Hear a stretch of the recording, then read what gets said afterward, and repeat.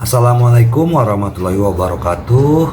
Apa kabar sobat sobter semuanya? Semoga kita semua dalam keadaan sehat jasmani dan rohani, tidak kurangan satu apapun. Oke, sebelum dimulai ceritanya seperti biasa, bantu dulu tekan tombol like dan berkomentar juga ya Tuan dan Nana. Oke, kita lanjutkan saja ceritanya. Minggu, tanggal 7 Juni tahun 2026. Bab 3686. Mari saling mengenal. Bab 10.736 sampai dengan bab 10.740. Dalam struktur organisasi King Breaking Society, sementara petarung terkuat Wu Feiyan adalah 3 tetua dan 4 bangsawan, yang benar-benar membuat Ye Chen merinding adalah keberadaan cendekiawan di mana-mana. Rencana Audio cendekiawan, milik Sobter Channel. seperti rencana transformasi darah agung, adalah konspirasi yang sangat kejam dan ganas. Rencana transformasi darah agung benar-benar menyebarkan semua pembunuh dan keluarga mereka di semua garnisun mereka.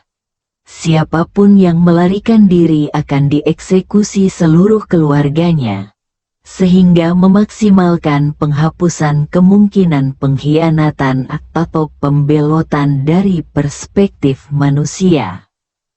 Namun, rencana cendekiawan lebih seperti rencana infiltrasi global dan penetrasi garis keturunan yang menargetkan elit global.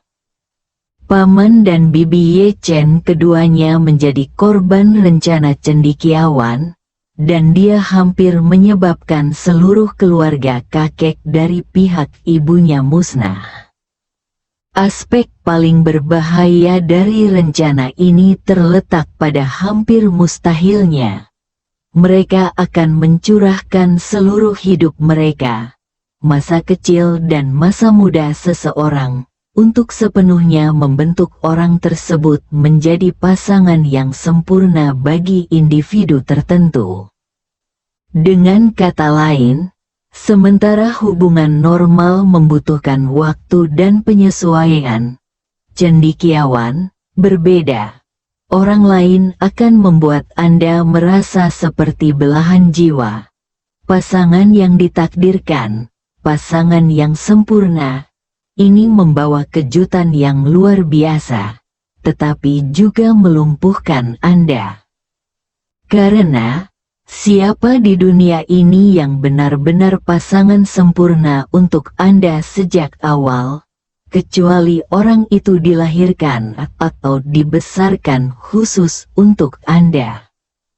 Untuk setiap keunggulan yang Anda miliki, orang lain akan mengorbankan segalanya untuk mengakomodasi Anda.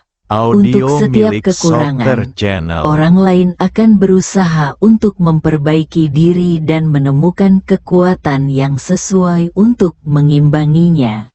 Inilah kunci pengaruh cendekiawan yang meluas. Begitu Anda bersama orang seperti itu, tidak ada seorang pun di dunia ini yang lebih cocok untuk Anda. Anggota muda keluarga Rothschild ini kemungkinan besar menghadapi jebakan seperti itu. Dia mengangkat telepon dan menelepon Steve. Steve saat ini berada di kantor presiden, merokok cerutu, ditemani oleh presiden. Dia tidak tertarik pada Stanford, maupun sains atau dunia akademis. Jadi dia sama sekali tidak mengenal kehidupan universitas. Saat itu, sambil merokok cerutu di kantor rektor, satu-satunya penyesalannya adalah tidak adanya seorang pemandu sorak universitas yang muda dan cantik dalam pelukannya. Setelah menerima telepon dari Ye Chen, dia tersenyum hormat dan bertanya, "Tuan Ye, di mana Anda?" "Ada yang bisa saya bantu?" Ye Chen bertanya kepadanya, "Steve, apakah keluarga Anda memiliki kerabat yang lebih muda yang kuliah di Stanford?" "Saya rasa itu Robert Rothschild." Steve mengerutkan kening dan berkata, "Robert, bocah nakal itu kuliah di sini. Saya tidak terlalu memperhatikannya. Dia cucu dari saudara laki-laki keempat saya. Dia seharusnya baru mulai kuliah belum lama ini. Saya bahkan tidak tahu di mana dia kuliah. Tuan Ye, Anda pernah bertemu dengannya?" Ye Chen mengangguk setuju dan berkata, "Saya baru saja melihatnya bermain basket. Ceritakan tentang keluarga saudara laki-laki keempat Anda." "Saudaraku yang keempat." Steve tiba-tiba menjadi marah tanpa alasan yang jelas dan berkata dengan geram, "Orang itu bajingan yang licik dan oportunis. Selama bertahun-tahun, dia fokus pada Silicon Valley dan industri teknologi. Putra sulungnya lulus dari Stanford, dan Robert adalah putra sulung dari putra sulungnya."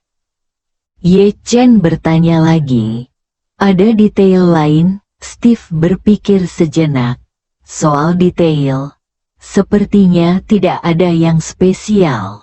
Mereka berbasis di California, dan saya biasanya tidak banyak berhubungan dengan mereka." Ye Chen bertanya, "Lalu, apakah ada persyaratan khusus untuk pernikahan anggota langsung keluarga Rothschild Anda?" Steve berkata, "Tentu saja ada.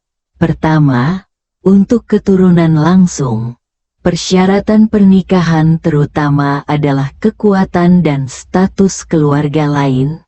Kedua, garis keturunan keluarga lain haruslah keluarga bangsawan kuno, dan harus berasal dari keturunan barat, kulit putih murni.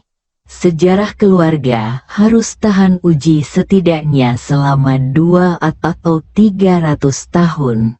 Jika bukan keturunan langsung, persyaratannya akan lebih longgar." Ye Chen bertanya kepadanya, "Jadi, Anda dan anggota keluarga Anda termasuk keturunan Audio milik langsung, Sopter sedangkan Channel. garis keturunan saudara keempat Anda tidak dihitung, kan?" Steve langsung berkata, "Tentu saja, aku belum naik tahta. Begitu aku naik tahta, meskipun saudara keempatku dan keluarganya juga memiliki nama keluarga Rothschild, mereka akan dianggap sebagai cabang sampingan. Ketika anak-anakku naik tahta, anak-anakku yang lain juga akan terpisah, dan mereka hanya akan semakin menjauh dari inti keluarga Rothschild kita." Ye Chen bertanya lagi, "Lalu kau, apakah mungkin cucu saudara keempatku diizinkan menikahi wanita berdarah campuran?" Steve berpikir sejenak dan berkata, "Jika Robert ingin menikahi wanita blasteran, dia tidak bisa, setidaknya tidak sekarang, karena mereka masih dianggap sebagai keturunan langsung generasi pertama. Semua keturunan langsung generasi pertama harus mengajukan permohonan kepada klan keluarga dan permohonan tersebut akan ditinjau oleh para tetua keluarga. Hanya mereka yang lolos peninjauan yang dapat menikah. Jika mereka tidak lolos peninjauan atau menikah tanpa mengajukan permohonan, hukumannya sangat berat. Namun, begitu saya naik tahta, mereka akan segera dikeluarkan dari kategori keturunan langsung generasi pertama. Pada saat itu, mereka akan memiliki otonomi dalam pernikahan mereka, dan persyaratannya tidak akan terlalu ketat, dalam hal garis keturunan, selama 50% darah putih barat dapat dijamin, 50% lainnya tidak wajib, bisa hitam atau kuning. Ye Chen mengangkat alisnya, menatap gadis blasteran yang sangat cantik di ruangan itu, dan menghela napas dalam hati. Tampaknya perkumpulan penghancur telah lama mengetahui berbagai persyaratan internal keluarga Rothschild dan telah mulai menyesuaikan wanita blasteran untuk mereka. Steve kemudian menambahkan, ngomong-ngomong, Tuan Ye, meskipun 50% berdarah campuran, kami tetap memiliki persyaratan mengenai latar belakang keluarga. Bukan sembarang orang berdarah campuran. Setidaknya, 50% darah putih harus berasal dari keluarga terhormat dan bersejarah. Jika tidak, sama sekali tidak diperbolehkan. Ye Chen mengerti. Tampaknya para cendekiawan dari perkumpulan pemecah dinasti Qing bukan lagi hanya keturunan Tionghoa. Mereka bahkan telah memulai integrasi garis keturunan global. Masalah terbesar mereka saat ini adalah mereka belum berhasil menembus persyaratan garis keturunan dan identitas khusus dari lingkaran elit teratas di berbagai negara. Setelah mereka menembus setiap level, suatu hari nanti mereka mungkin dapat memengaruhi keputusan Gedung Putih dan arah seluruh Amerika Serikat, seperti halnya orang Yahudi. Jika dipikirkan seperti ini, rencana Wu Feiyan di berbagai wilayah dan bidang di seluruh dunia jauh lebih luas daripada yang dia ketahui. Karena sangat tertarik, Ye Chen segera berkata kepada Steve, "Bagaimana kalau begini?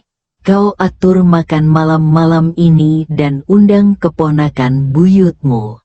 Aku ingin mengenalnya."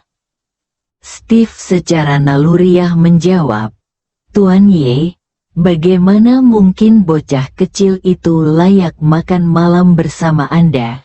Jika Anda ingin bertemu dengannya, saya akan menyuruhnya datang dan memberi hormat kepada Anda." Ye Chen berkata, "Kau terlalu banyak bicara omong kosong. Aku punya alasan sendiri ingin bertemu dengannya. Atur saja pertemuannya. Dan, ingat untuk bertanya secara halus apakah dia punya pacar. Jika ya, ajak dia juga." Mata Steve berbinar, dan dia langsung berkata, "Tuan Ye, Anda tidak mungkin mengincar pacar anak itu, kan?" Ye Chen berpikir dalam hati bahwa pikiran orang tua ini cukup kotor. Tetapi dia tidak menjelaskan lebih lanjut, hanya memberi instruksi, "Lakukan seperti yang ku minta. Malam ini aku ingin bertemu Robert Rothschild dan pacarnya." Steve segera berkata, "Tidak masalah, Tuan Ye. Jangan khawatir. Aku akan mengatur semuanya dengan sempurna. Jika anak itu berani mengatakan sepatah kata pun yang menentangnya, aku akan membungkam mulutnya." Bersambung.